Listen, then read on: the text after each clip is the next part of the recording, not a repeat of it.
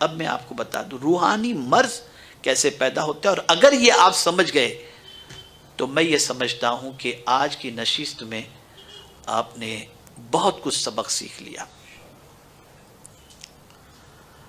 یاد رکھیں، دل کے بگڑنے کے لیے دو چیزیں ہیں، دو چیزیں دل کو بگاڑتی ہیں، ایک نفس، ایک شیطان۔ آج تک مسلمان یہی سنتا آ رہا ہے کہ شیطان سب سے خطرناک ہے، لیکن حقیقت یہ ہے کہ نفس سب سے خطرناک ہے، شیطان خطرناک نہیں۔ قرآن کہتا ہے ان کید الشیطان کان ضعیفا او کما قال، شیطان کے ہتھ کنڈے تو بہت کمزور ہیں، شیطان کے ہتھ کنڈے بہت کمزور ہیں، بہت کمزور ہیں۔ لاہور پڑھے آپ، ختم۔ لیکن نفس کے حوالے سے قرآن کہتا ہے ان کیدکن عظیم، اس کے لیے لفظ عظیم قرآن میں آیا، اور شیطان کے ہتھ کنڈوں کے لیے ضعیف آیا۔ نفس کا ہتھ کنڈا بہت خطرناک ہے، شیطان تو خالی تلی لگاتا ہے، لیکن نفس بہت خطرناک ہے۔ اسی لیے قرآن نے شیطان کے حوالے سے نہیں، نفس کے حوالے سے فرمایا ارأیت من اتخذ الہہ ہوا، کہ آپ نے ان کو دیکھا جنہوں نے اپنے نفس کو اپنا معبود بنا لیا، اپنی خواہش کو اپنا معبود بنا لیا ہے، خواہش کو معبود بنا لیا ہے۔ تو نفس کے اندر، غور سے سنیے گا، نفس کے اندر خواہشیں جنم لیتی ہیں، خواہشیں اچھی بھی ہوتی ہیں اور بری بھی ہوتی ہیں۔ جب یہ خواہشیں جنم لیتی ہیں اور آدمی ان خواہشوں کے اندر گرفتار ہو جاتا ہے تو شیطان آ کر کے صرف تلی لگا دیتا ہے اور اس کو بھڑکا دیتا ہے، نتیجتاً آدمی اپنی خواہش کو پوری کرنے کے لیے دوڑ پڑتا ہے، اور جب وہ خواہش کے لیے دوڑ پڑتا ہے تو نتیجتاً یہ پوزیشن ہوتی ہے کہ اس کی دنیا بھی تباہ ہو جاتی ہے اور آخرت بھی برباد ہو جاتی ہے۔ تو میرے پیارے آقا صلی اللہ علیہ وسلم کے پیارے دیوان، وہ کون سی خواہشیں پیدا کرتا ہے؟ تو وہی جو روح کو تباہ کرنے والی ہے۔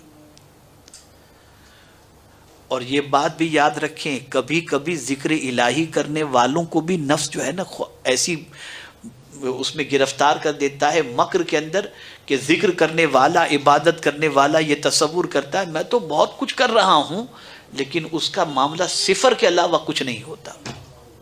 یہ بھی ہوتا ہے۔ عبادت کرنے والوں کو بھی نفس اس طریقے سے پریشان کرتا ہے کہ عبادت کرنے والے کو خبر بھی نہیں ہوتی بظاہر، اور اس کی عبادت کا اثر اس کی زندگی پر نہیں ہوتا اور تباہ برباد ہو جاتی۔ مثال کے طور پر میں آپ کو سمجھاؤں، کوئی ذکر کرنے والا ہے، اس کے اندر تکبر پیدا ہو گیا، میں تو اتنا بڑا عابد ہوں، ارے یار میں تو اتنی نماز ہے، میں تو اتنے وہ کرتا ہوں، میں تو یہ کرتا ہوں، میں تو یہ کرتا ہوں۔ اب وہ دل میں یہ سوچتا ہے میں تو یہ لوگوں کو صرف اس لیے بتاتا ہوں کہ اللہ نے مجھ پر یہ کرم فرمایا، لیکن اس کی چال میں فرق پڑ جائے، اس کی عادتوں میں فرق پڑ جائے، اس کے اخلاق میں فرق پڑ جائے، فنش۔ یہ نفس کراتا ہے سب۔ ریا اگر کسی کے اندر پیدا ہو گئی عبادت اور ریاضت اور ذکر الہی کے بعد، تو یہ ریا اس کی عبادت کو ختم کر دیتی ہے، ختم کر دیتی۔ تو یہ نہ سمجھنا کہ صرف غفلت کے شکار لوگوں سے ہی نفس جو ہے وہ پریشان ان کو کرتا ہے، بلکہ نفس عبادت گزاروں کو بھی پریشان کرتا ہے، اور اس طرح پریشان کرتا ہے کہ انہیں پتہ بھی نہیں چلتا۔ کوئی عبادت گزار بدخلق ہے، اس کی زبان اچھی نہیں، اس کا طریقہ اچھا نہیں، دروغگو ہے، جھوٹ بولنے والا ہے، تو اس کا ذکر الہی اور اس کی عبادت و ریاضت اس کے لیے مفید ثابت نہیں ہو سکتا۔ اب اس کے لیے کیا کرے؟ چلیے اب اس کا کوئی سولیوشن ہونا چاہیے، تو اس کے لیے فرمایا گیا یک ساعت صحبت با اولیاء بہتر از 100 سالہ طاعت بیریا۔ پھر ایسے اللہ والوں کی صحبت اختیار کرے جن کی صحبت میں بیٹھنے کے بعد دل کی کیفیت سنور جایا کرے. پھر یہ فرمایا گیا. اسی لیے قرآن نے فرمایا، دیکھیے پہلے فرمایا اے ایمان والو، پھر فرمایا اللہ سے ڈرو. اب یہ دو چیزیں بڑی عظیم ہو گئیں، ایمان بھی ہے اور تقوی بھی ہے. لیکن یہاں قرآن رک نہیں جاتا، وَكُونُوا مَعَ الصَّادِقِينَ، اور سچوں کے ساتھ ہو. اس لیے کہ تمہارے ایمان کا تحفظ اور نفس کے ذریعے پیدا ہونے والی باریکی اور نفس کے ذریعے روح کی بیماریوں کا علاج حکیم ہی کر سکتا ہے. اور یہ حکیم اللہ کے اولیاء ہوتے ہیں، اللہ کے برگزیدہ بندے ہوا کرتے ہیں. تو میرے پیارے ساتھیوں، یہ بات ذہن کے اندر محفوظ کر لیں.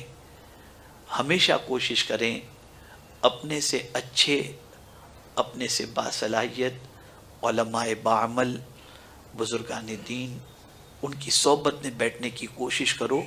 اور کبھی بھی عبادت و ریاضت کر کے، گناہوں سے بچ کر کے بھی اپنے آپ کو یہ نہ سوچو کہ اب ہمیں کوئی نہیں بگاڑ سکتا. نہیں، شیطان اور نفس یہ ہمیشہ گھات میں لگے رہتے ہیں اور سب برباد کرنے کے اندر وہ تلے رہتے ہیں. ہمیشہ یاد رکھیں، ہمارا سب سے خطرناک اگر کوئی ہماری زندگی اور آخرت کو تباہ کرنے والا ہے تو وہ نفس ہے ہمارا. بہت ساری خواہشیں انگڑائیاں لیتی ہیں اور آدمی ان خواہشوں کو ہیلے کے ذریعے اور آدمی ان خواہشوں کو بعد میں توبہ کر لوں گا کے ذریعے ان خواہشوں پر لبیک کہہ کر وہ چل پڑتا ہے. نتیجتاً اس کی دنیا اور آخرت دونوں تباہ ہو جاتی ہے. تو آج کی نشست کے اندر آپ کو چند چیزوں کو خاص طور پر ذہن میں رکھنا ہے. پہلی چیز یہ ہے کہ اللہ سے ایسے دل کی بھیک مانگیں جو دل اللہ کے ذکر سے نرم ہو جاتا ہو. اسی کے ساتھ اللہ عز و جل سے ایسے دل سے پناہ مانگیں جو دل سخت ہو اور اللہ کے ذکر کا اثر قبول نہ کرتا ہو. اور اسی کے ساتھ ساتھ ظاہر و باطن میں ہمیشہ اللہ سے ڈرتے رہیں اور جسم کو توانا بنانے کی فکر کرنے کی بجائے روح کو توانا بنانے کی فکر کریں اور روح کو اس کی میکزیمم غذا عطا کریں. اب میں آپ کو روح کا علاج یعنی روح کی دوا کیا ہے اور روح کا پرہیز کیا ہے تو مختصراً فرمایا گیا، روح کی غذا اللہ کا ذکر ہے. اور اللہ کے ذکر میں قرآن شریف بھی آ گیا اور اللہ کے ذکر کے اندر ہر چیز. ذکر پر میں کبھی پھر انشاءاللہ آپ کو سمجھاؤں گا کہ ذکر کی کتنی قسمیں ہیں اور کن کن چیزوں کو قرآن نے ذکر کہا ہے، پھر کبھی میں بتاؤں گا. لیکن ان شارٹ یہ سمجھ لیں کہ میرے پیارے آقا صلی اللہ علیہ وسلم کے پیارے دیوانوں، اللہ کے ذکر کو ہمیشہ اپنی عادت بنائیں اور دوسری چیز جو ہے گناہوں سے پرہیز کریں. تو ہم کو یہ بات ذہن کے اندر رکھنی ہے کہ روح کی غذا اللہ کا ذکر ہے اور پرہیز جو ہے وہ ہماری نیکیوں کو بچانے کے لیے اور اللہ کے ذکر سے فائدہ پہنچانے کے لیے. تو گناہوں سے پرہیز کریں اور اللہ کے ذکر کے عادی بن جائیں. انشاءاللہ العظیم روح طاقتور ہوگی، اور جب روح طاقتور ہوگی تو پھر کیفیت یہ ہوگی. بس ایک بات عرض کر دوں، آپ میں سے بہت سارے ایسے ہیں جنہوں نے یہ بات شاید اس سے پہلے نہ سنی ہو، پہلی بار سن لیں.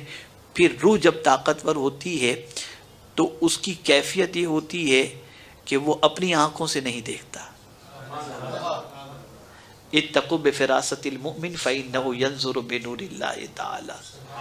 پھر اس کی نظر سے کوئی چیز چھپی نہیں رہتی، پھر وہ اللہ کے نور سے دیکھتا ہے جس کی روح طاقتور ہوتی ہے. پھر ان کی نگاہوں کے سامنے لوح محفوظ کھلا ہوا ہوتا ہے. ہر تحریر لوح محفوظ کی ان کی نگاہوں کے سامنے ہوتی ہے. پھر ان کی زبان سے کیا ہوتا ہے؟ حکمت کی باتیں نکلتی ہیں. حکمت کی باتیں، یہ ایک پورا چیپٹر حکمت کی بات کہ حکمت سرکار فرماتے ہیں صلی اللہ علیہ وسلم مومن کا گمشدہ خزانہ ہے، جہاں سے ملے اسے حاصل کر لو، دشمنوں سے ملے تو اس سے حاصل کر لو. اور اس کو میں حدیث سے ثابت کر سکتا ہوں کہ سب سے بڑے دشمن سے حکمت کی بات ملی تو سرکار نے اس کے بارے میں فرمایا اچھی بات ہے. یہ ایک الگ ٹاپک ہے، زندگی رہی تو صرف اسی ٹاپک پر. اور بعض حکمتوں کے حوالے سے میں پھر کبھی کسی ہفتہ واری اجتماع میں عرض کروں گا۔ آج انہی کلمات پر میں اپنی گفتگو کو ختم کرتا ہوں۔